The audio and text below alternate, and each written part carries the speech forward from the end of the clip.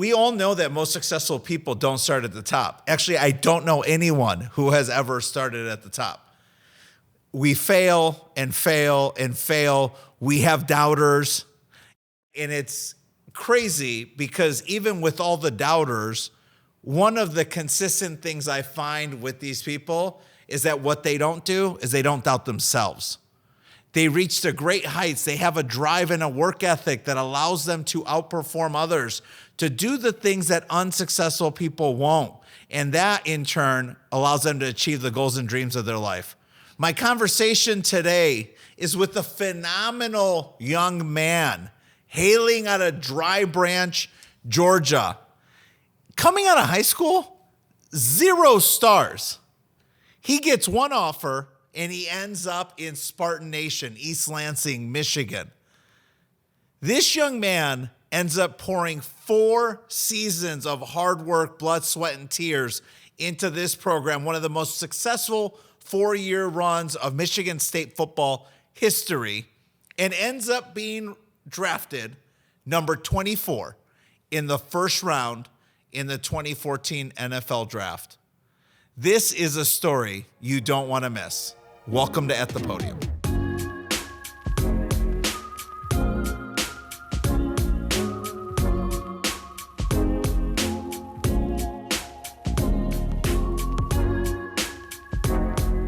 Hello again, and welcome to At The Podium with Manuel Amezcua. I'm a financial advocate, a CEO, father, husband, and as you all know, a massive sports fan.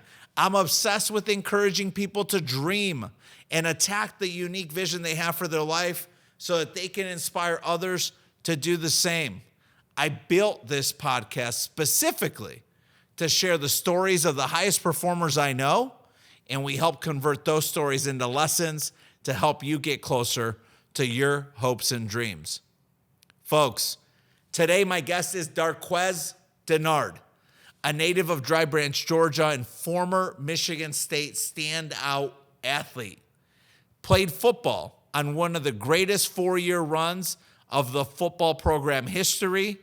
Darqueze won the Jim Thorpe Award in 2013 as the best defensive back in college football. He was drafted number 24 in the first round by the Cincinnati Bengals. I loved hearing Quez talk about his childhood in Dry Branch, Georgia, the impact that coming from a big family and being raised by his grandparents made in his life, and how he bet on himself when he committed in high school to making it to the NFL and lived out a 9-year dream in the league. I know you're going to find a ton of value in today's discussion. I hope you enjoy my conversation with Darqueze Dennard. Man, I'm excited to film another conversation here in East Lansing, Michigan. I got 2 guys to fly in. It's unbelievable. 2 people to fly in, played together on one of the greatest programs in Michigan State football history. My friend Darqueze Dennard, we were actually introduced exactly 1 year ago at Karen Sadler's Legacy Leadership Conference that was here in East Lansing last year.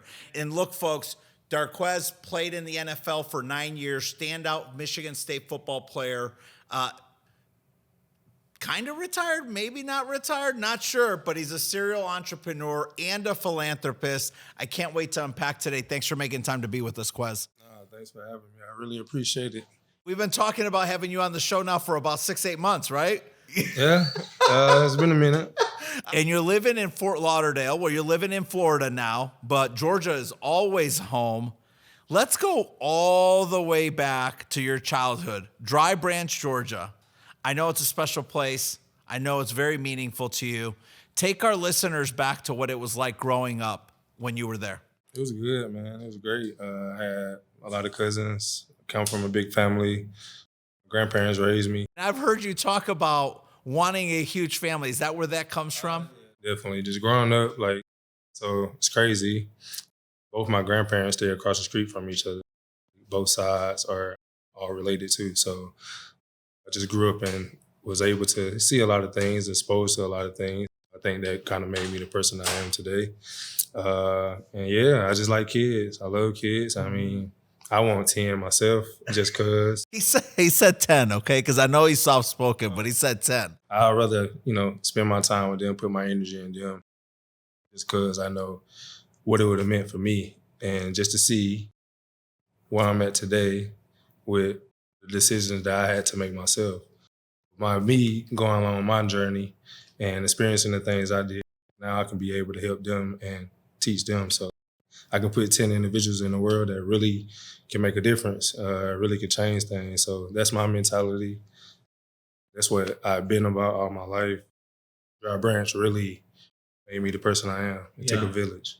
Unpack that a little bit more. I think folks that are unfamiliar with Dry Branch, unfamiliar with what your childhood was like, I've heard you many times reference the impact that aunts, uncles, your grandparents had on your life, having a big family around you, but also the fact that your grandparents raised you.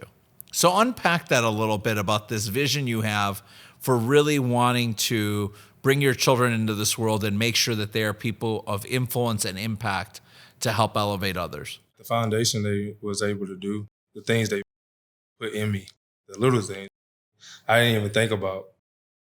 I'm used to waking up at 6 o'clock in the morning. Like, that's because my grandparents, one worked in a kaolin mine, the other one worked in a factory. These are two workers that got up every morning and made sure the whole house got up, because if you're in their house, when they up, you up. Right. That's little things that I didn't really take, really serious. It was just a norm that when I got to certain places and get up in the morning, it was second nature. And that actually led to me being the person I am today. I definitely can appreciate your comment about the, kind of like, in my words, not yours, but early bird gets the worm, and the work ethic that represents and reflects, right? And I've heard you say this a number of times, to get up early, it was never a problem. It was never an inconvenience. It's just what you did. You got up early and you got after it. Is that a lot of where your work ethic came from, watching your grandparents get up and work hard and raise a large family? Definitely. I stayed in the country. No stoplights in my hometown. Everybody go to work. Everybody entrepreneurs, everybody got a job to do because they got responsibilities. So like, it wasn't no excuses. Like, in my house, you got to do it. Who was in your family, siblings, cousins, aunts, uncles, that you looked up to that kind of set the path or the trajectory? Because you ended up being a standout athlete at Twiggs County High School. You ended up at Michigan State playing Division I football, 9 seasons in the NFL. That vision, that discipline, that work ethic, I have to believe somebody was a few steps ahead of you, showing you that hard work pays off. My biggest role model was my granddad and Allen Iverson, actually. Allen, that's it. Huge basketball fan. I started playing football in high school. So grew up chasing a rod, playing basketball. That was my thing. Football was really a blessing. It was my opportunity to leave. So put all your cards on plan A, and it ended up working out. You're going through middle school, heading into high school. Now you're playing multiple sports. When you were in high school, what sport did you think you were going to play in college? Football. So my high school football coach at the time ended up coming to me and basically was like, "Hey man, I could change your life. You come out here and play football." And really wasn't listening to him. Ended up sitting down with my mom and my grandma. I talked them into it. That's how I ended up going on football. So from there, I ended up playing as a freshman. I actually was like a quarterback, like the backup, and then I'd go play some receiver because I was an athlete, but I didn't want to get hit. I had to fail a few times. Probably after that 9th grade year, going into my 10th grade year, that's when I really made the choice. Put it all in. What was your favorite position that you played throughout high school? So I only played receiver. Didn't want to get hit. Want to be clean. I was that type of guy. So that's the only position I played. We had a pretty good team. Be a small school. Like, we produced like a lot of D1 athletes. What type of impact did maybe your high school coaches have on you? And is there a specific lesson or value that you took away from playing at Twig County as you came to Michigan State? I had a coach named Coach Waters. He used to reference GOAT. So he came from Alabama and he used to talk about this player GOAT and how GOAT used to do all these amazing things, right? When I got to college, that's when I realized. But he had put in my head that I was competing with this person, GOAT, the whole time. And really it was myself. The whole time I'm thinking, this is actually a person because, it's a nickname, like from the country. A lot of people have nicknames. So he said GOAT, I'm thinking that's a guy. And come to find out it was the greatest of all time. So he had me chasing that. And really, I'm just competing with myself. So that was the biggest lesson. I think that what made it click. When you think about the days going back as you were exiting high school, to share with our listeners what it was like, what type of attention you were getting from schools, and what was the decision-making process to get to Michigan State? So it wasn't no decision process at all. My recruiting story is actually pretty funny. I think it's funny anyway. Going into my senior year, I was a no-star recruit. 0 stars. I know people are blown away when they hear you say that. It's crazy. Right? 0 stars. I actually had Middle Tennessee watching me. They came to my first game, seeing me play, and offered me. Week 4, they called, said they had an opportunity to get a JUCO player. So they pulled my scholarship, and then I ain't getting any more calls. So going into my last high school game, playing a great friend, my brother, who was a sparring dog. He was already committed to Michigan State, Keith Mumphrey. Oh. He was already committed to Michigan State. Came to watch him because it was his senior night. It was his last high school game. Yeah. That's how they seen me. So that's how I got my scholarship off. Wow. Of the coaches, of the people on staff, of the people you communicated, who was the person that you say, hey, once I spoke to this person at the program, I was like, not only because it was the main offer, but just you also knew this is where you were supposed to play? Coach Warner, man, like that was my guy. Still is today. I remember playing the game. On the ride home from the game, my coach tell me, Michigan State on the phone. They said they going blah, blah, blah. Come Monday, Coach Warner and Coach D in the office. Really? Because at this time, football is an afterthought, looking at different alternatives to actually, do. I'm actually thinking about becoming a barber at the time. Not telling anybody, but going to my cousin, who still cuts my hair today, and he's training me after practice and on the weekends because this is my only opportunity to go to college. Yeah. So, yeah, that happened Friday, Monday morning, Coach Warner and Coach D office, and then me and Coach Warner ended up building a relationship. And then along with that, Coach Burnett, but Coach B ended up coming. This is probably like 2 weeks after the visit, and he ended up telling me, we want you, can you commit? I want to go home and watch Book of Eli with my wife. Like, tell me you got me. Like, why I don't have to go see nobody else. Like, you the guy we want. And that's how I knew. Michigan State, 4 years, right? What is the most meaningful achievement or meaningful moment of your playing career here on campus? There's so many. You played for one of the best teams in the best 4-year window of all time. But what's something that every time you hear this story or you recall this achievement or moment, you're like, man, that's meaningful to me? Maybe the Rose Bowl. Just to know the importance. I think at the time it was like 20 years, 21 years. It's like something crazy. And how, like, that process, like when I was in it didn't really, kind of you in it. After the fact, like winning and seeing all these, like everybody at the hotel and people coming up and saying, you don't even understand. Like, I say that moment just because how it impact not only us as players, because we did did a lot of grinding, a lot of sacrifice, a lot of people before us put a lot of time in to build a program. Sure. And so to be able to accomplish that and just know the effect that it had, like past, present, and future. You think about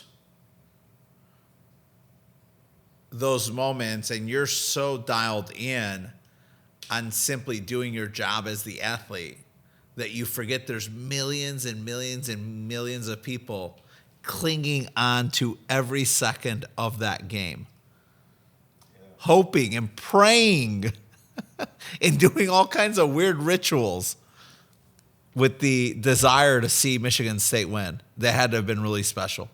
Definitely, man. It was amazing. Great 4-year run. Your senior year is over. You're thinking about the next step in your life. Were you thinking NFL? Oh, yeah. That was the goal from the get-go. That 9th grade year, going into like that 10th grade year in high school, what made it real for me going to see DT at Georgia Tech. Is your cousin? Demaryius Thomas, Hall of Famer. Like, again, I was a no-star recruit. Somehow, some way, I'm in the locker room with him, obviously, because I'm friends and family, you know. Yeah. And I'm able to actually get to see it. Now, I'm not like, you know, obviously DT is 6'5", 220, run 4.3. Like, he made it real. Okay, it's a possibility. Then from there, it was Kareem Jackson. They was in the same draft class. So seeing K-Jack, who from Macon, same area, seeing K-Jack go, and him and DT was in the same draft. K-Jack got drafted before DT. So seeing him go, it was like, okay, that's real. Then a couple years after that, seeing Casey Hayward. So I'm seeing all these guys that from my area. Yes. And we playing. So now that's who I go home. I see them. I'm being around them. So that was the motivation from the get-go. I think the NFL got on my mind when I really thought I could do it my sophomore year. That's when I knew I could. End of my sophomore year, after the Georgia game, I knew like I had a chance. So that was like the focus. I want to give a special shout out to my friend Dana Cornelius. Dana's the CEO, co-owner of Sport of Kings, the gear that I am rocking today. Yes, folks, I do wear more than a blue suit, white shirt, and a tie. Check out their website, sokfy.com. If you drop in the word podium in the discount code, they're going to send you an amazing, amazing, amazing package of whatever you order with 20% off. Check it out, Sport of Kings. Love Dana and Tiffany.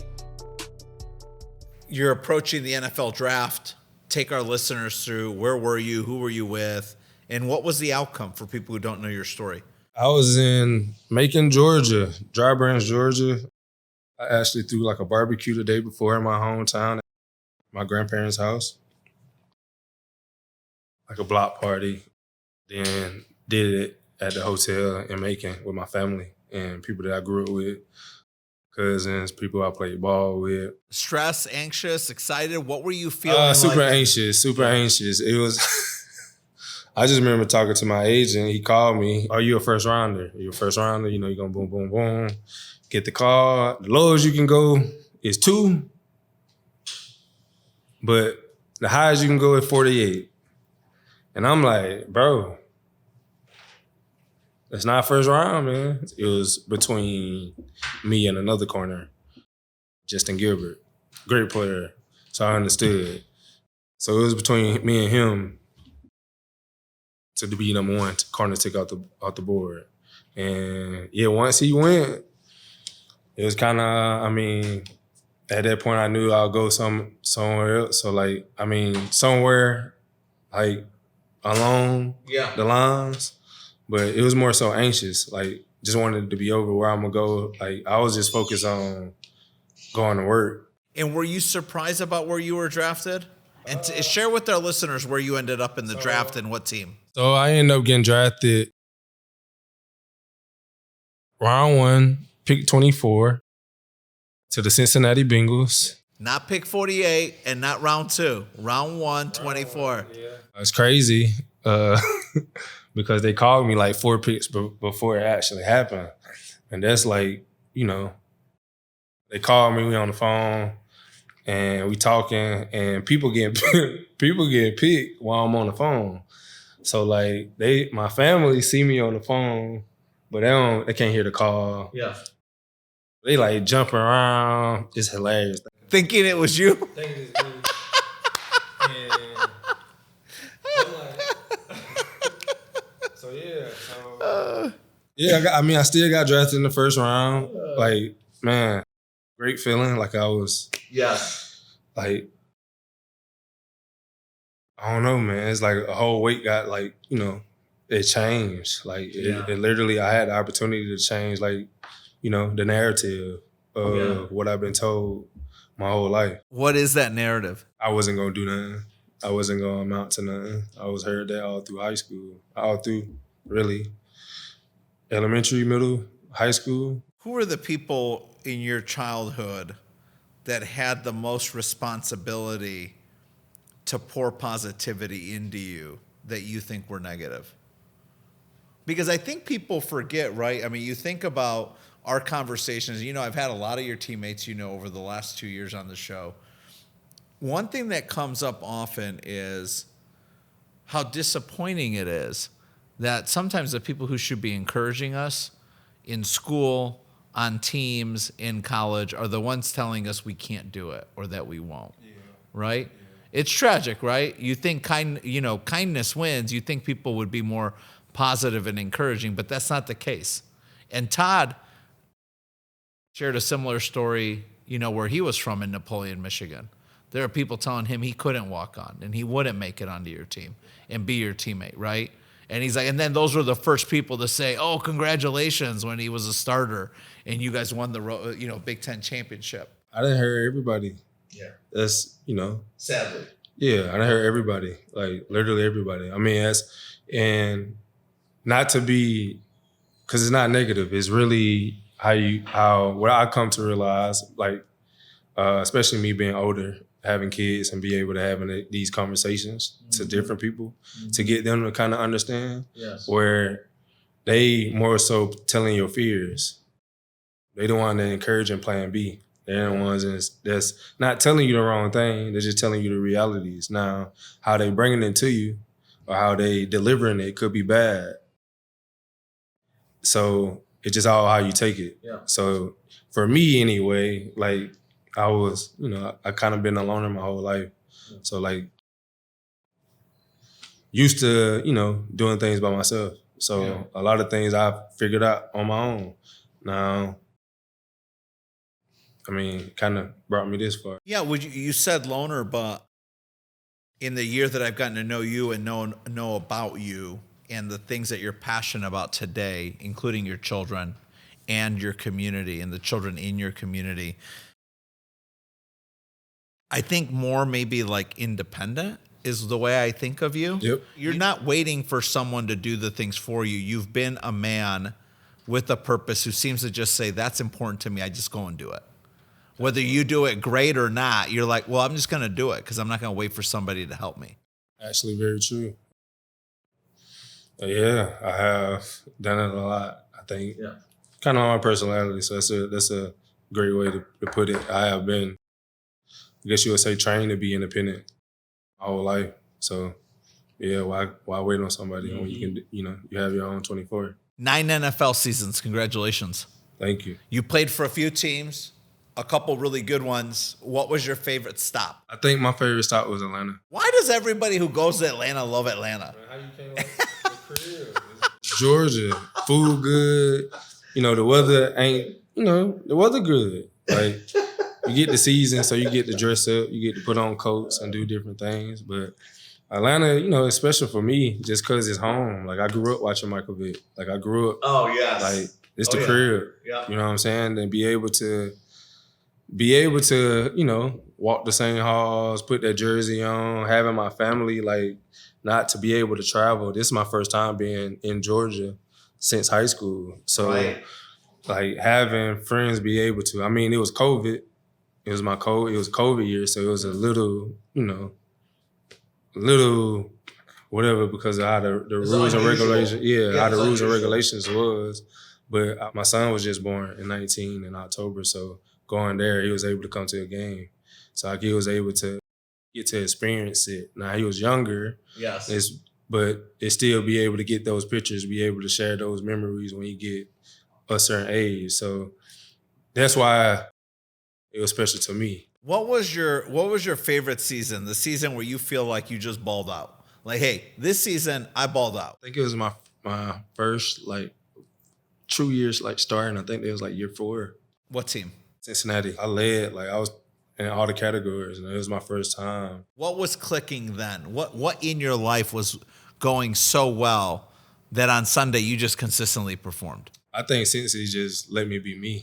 And there was kind of I was still playing out of position, but they was able to let me, be myself. Play to your strengths. Play to my strengths. Like, let me don't, put me in the box too much. Let me, be who I am. How would you describe yourself as a player on defense? What would you say those 2 to 3 strengths are that you were allowed to tap into and harness in on? Being able to play man, to just wipe a receiver out the board. Man coverage. Being able to blitz.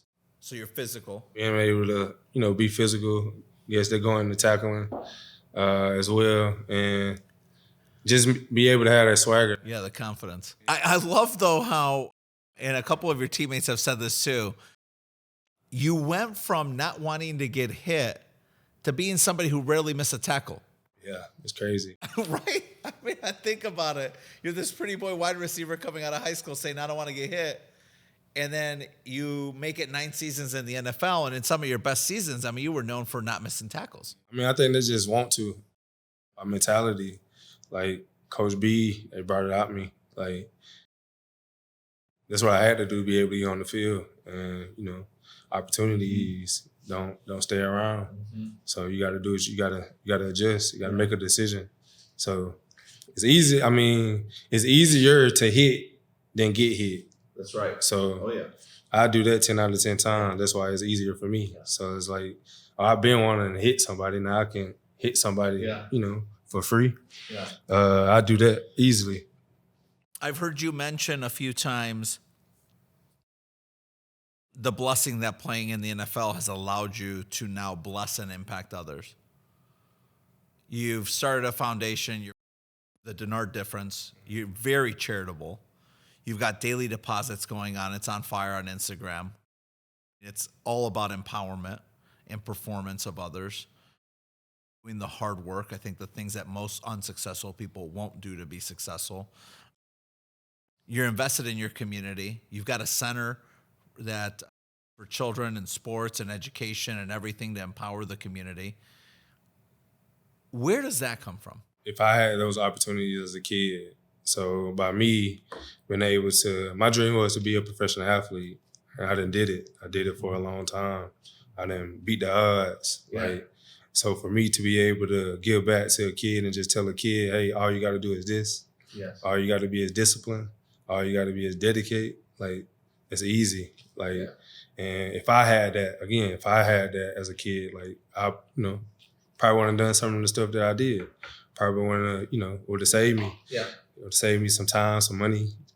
You know what I mean? So save my mom some headache. Like, so it's, just think about that. To be able to just put things in that I wish I had at that age, because I knew how much difference it would have made. What is the thing you're most passionate about right now in your community? Because I know you're doing a lot of good work, but what's the one project that you'd say, hey, man, I want to share this story? So I'm getting ready to, I have my weekend every year, my charity weekend every year. I'm getting ready to open up my learning center, which I'm changing. It's called the Dope Center.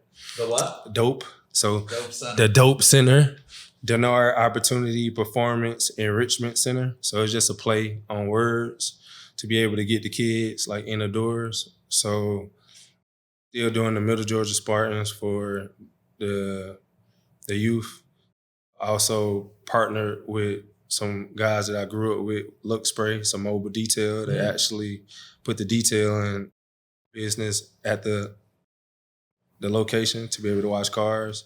But inside, we're going to have a music studio. We're going to have a photography room. You can come set up a podcast. You can host different like events. It's going to be like an e-game center for gaming. It's going to also have a kitchen, which we're going to offer different meal preps and have different food throughout the weeks. I have a few chefs that I have used to come donate their time. So The same people getting you the cereal that I see on Instagram all the time? cereal, I mean, I try to give people the cheat. Like that is, that's the breakfast of champions.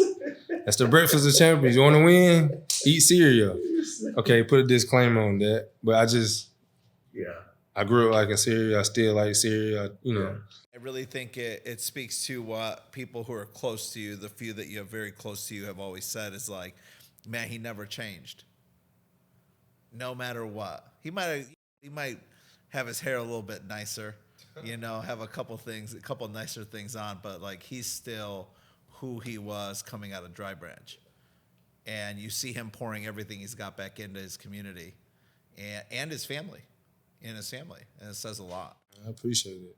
Yeah, like just try to, be who I am. I think my grandparents just taught me that way.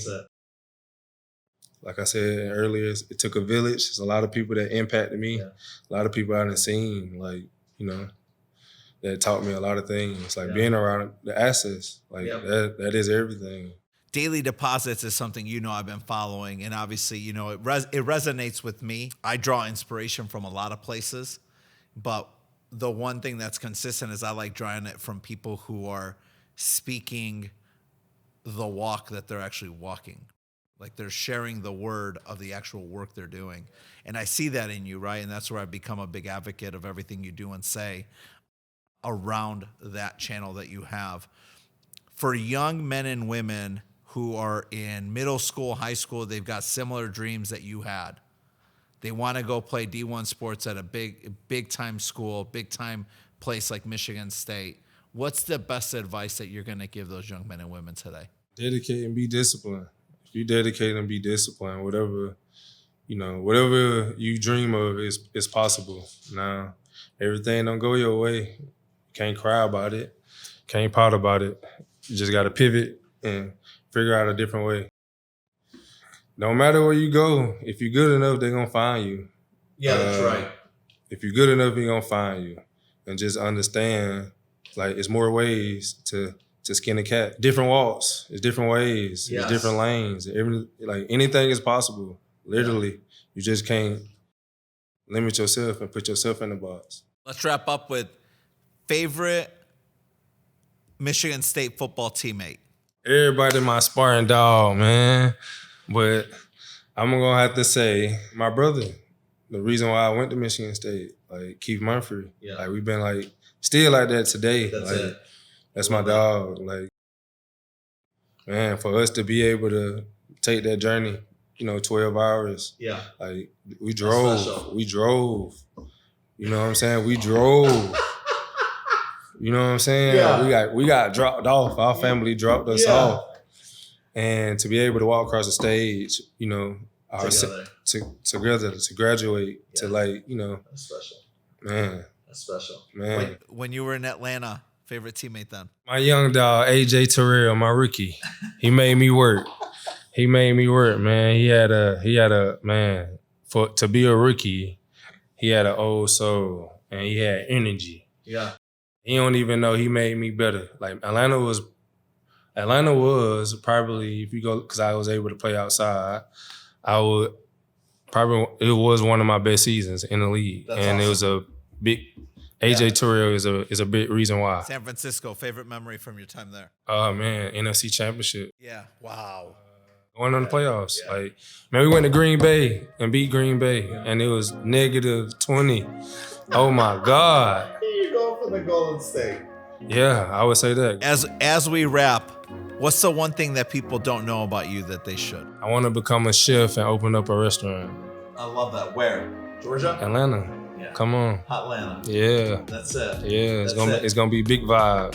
Folks that want to be an advocate of the Dennard difference, they want to keep up with you, they want to follow around all the things that you're investing and pouring yourself into, where can they find you online? Find me on Instagram, Darqueze, at Darqueze. And if you want to look up my foundation, is DennardDifference.org. And that Dennard is DENNARD difference. quez.org. Quez, man, it was great. It only took us a year to do it. It only took 17 texts from me to you. You only responded to like 4. But I'm going to take it because I'm a grown man. And you know me, if anything else, I'm a gentleman and I'm professionally persistent. Is that fair? It's fair. This was great, man. I love sharing your story. I love unpacking it. I know there's so much more. We're going to have you back on. You know that. And I mean, I'm just sending a ton of prayer and blessings to everything you touch because I know from people who are close to you that the majority of what you're doing is pouring into others. And I just hope that more people see that and they participate and become a part of that. Thank you. I appreciate it. Thanks so much for listening, and thanks to my guest, Darqueze Dennard. Connect with Darqueze on Twitter at Queze, Queze, or Instagram at Darqueze, and that's Darqueze. If you like what you heard today, please be sure to follow, rate, and review At The Podium on Apple Podcasts, Spotify, or wherever you get your podcasts. And you can follow the show on Instagram, YouTube, TikTok, at @podium_podcast. Post about the show on social media and tag us. We will repost and share our gratitude. Also, consider telling a friend about the show. Friend of friend is still the best way to get the word out about our podcast, our guests, and their stories. See you next time.